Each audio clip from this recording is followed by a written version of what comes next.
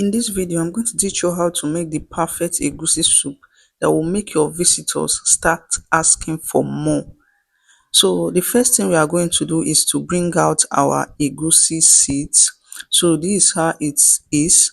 So when you get to the market, you ask for the handbrake egusi seeds. That's the best egusi seed that you can use. So to know the handbrake, you see some kind of the is it shell I will call it now, what do I call it? You still see some part of it in the body of the egusi. So that's how you know it sometimes, and it's not it's not too fine like the engine own. Sometimes they use soap to wash it. So when you buy that engine brick, or what they call it can cause you stomach upset. So without wasting time, we are going to blend it. Then after blending it, you can see how it is. You can also blend it in the market if you don't have a blender at home. So you're going to place that in your bowl. So you're just going to add a little amount of salt. The salt should not be too much. Then you are going to add a little amount of water. Note that if you miss this step, you are going to miss every part, like you are going to get it wrong.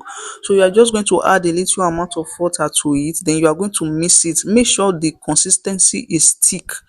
This water is just to make it mix together, that like incorporate the whole egusi, make it a paste. Let me use that word, but it should not be light. If it is light, you are not going to get that perfect egusi soup.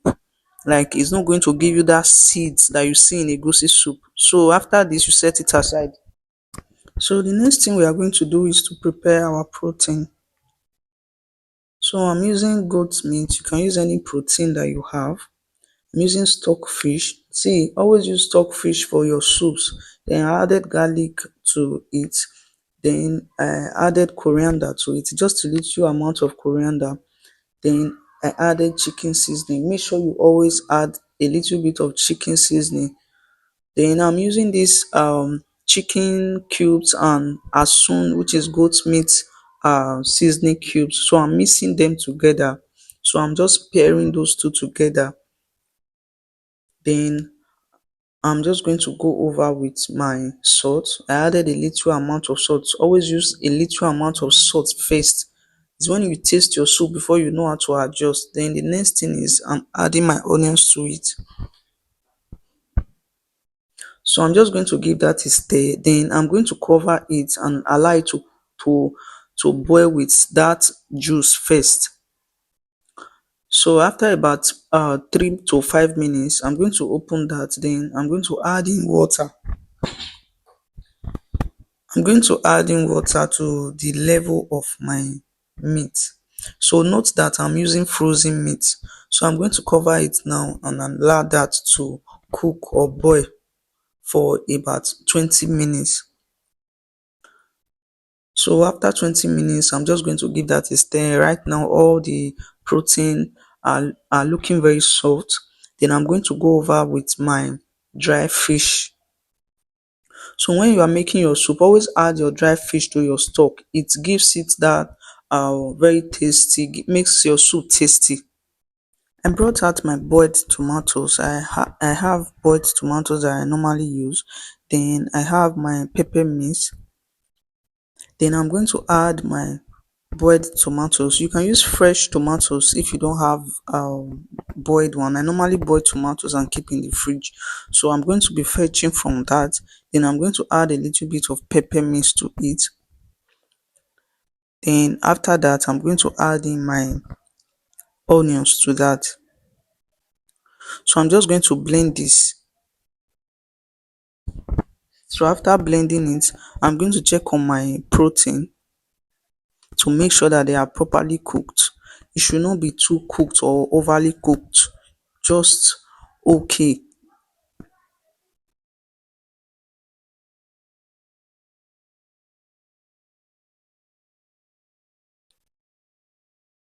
So once I'm done cooking my protein, the next thing I will do is to place another pot in my cooker. Then I'm going to add in my vegetable oil to it.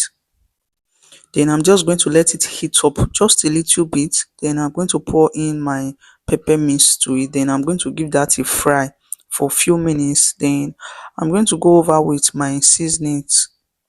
So I'm using seasoning cubes. Then I added salt to it. Always be careful with your salt so that your soup will not be salty. Add a little at a time and taste it to make sure that it's okay. So I'm just going to cover that and let it boil for at least 5 minutes. So after 5 minutes, I'm going to check on it now. I'm going to give that a stir. So I'm going to fry this till there is little or no water. Then after that, I'm going to be cutting my egusi paste into it. So you are going to be using your spoon, your tablespoon, to cut it little by. So this is the method you must use if you want your egusi soup to come out very well. Don't pour everything inside at once. Cut it with a tablespoon little by little. Then once you are done cutting it, cover it and allow it cook for at least 2 minutes.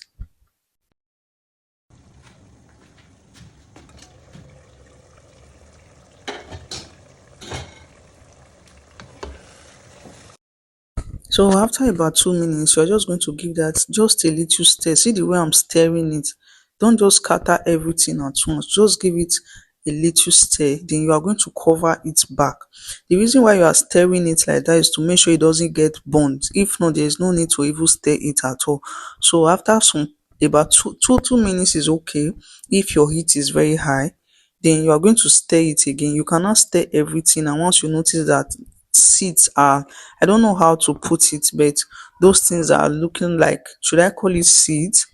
Then you begin to stir it now. You cannot give it a stir so that it doesn't get burned, because once your egusi soup is burned, you are going to start feeling the bitter taste in your soup, and you don't want that. So you're just going to cover it and let it cook for a few minutes, at least about 5 minutes now. You just have to monitor your heat at this time. So you are going to open your egusi pot or egusi soup. Then you are going to stir it. Like I said, this stirring is to make sure that it doesn't get burnt. So note that before you add water, you need to start seeing that there is like, it's looking very dry and it's having something like seeds in it. So if it's not looking like this and you add water, it's not going to come out nice. It's not going to come out well.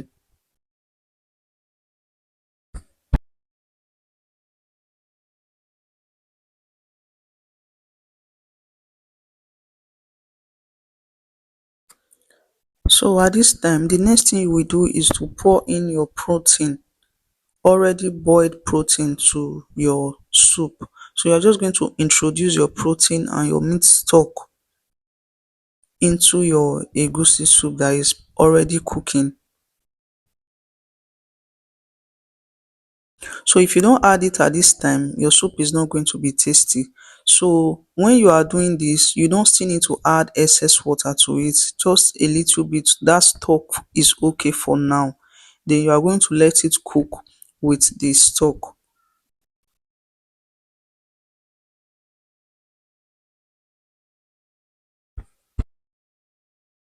So at this time, I'm just going to introduce my crayfish to it. You have to be generous with your crayfish if you want your egusi soup to be tasty.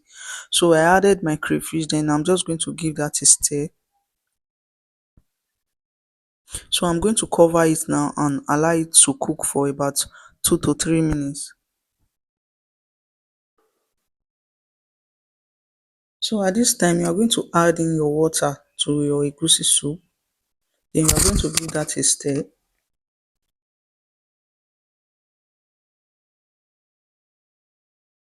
So I have roasted chicken that I'll be adding. So I added my chicken to it. So when you are using chicken for egusi soup, make sure it's either fried or grilled or roasted, anyone. Then I added bitter leaf. Note that bitter leaf is optional. It's not everybody that likes bitter leaf, but I like the taste that bitter leaf gives to egusi soup. So if you don't like bitter leaf, you can use pumpkin leaves. So you're just going to give that a stir.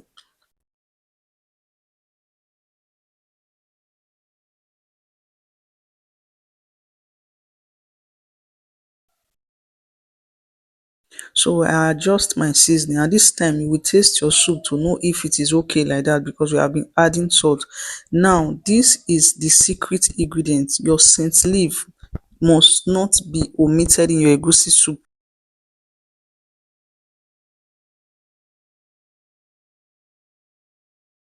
So I added my scent leaf to it.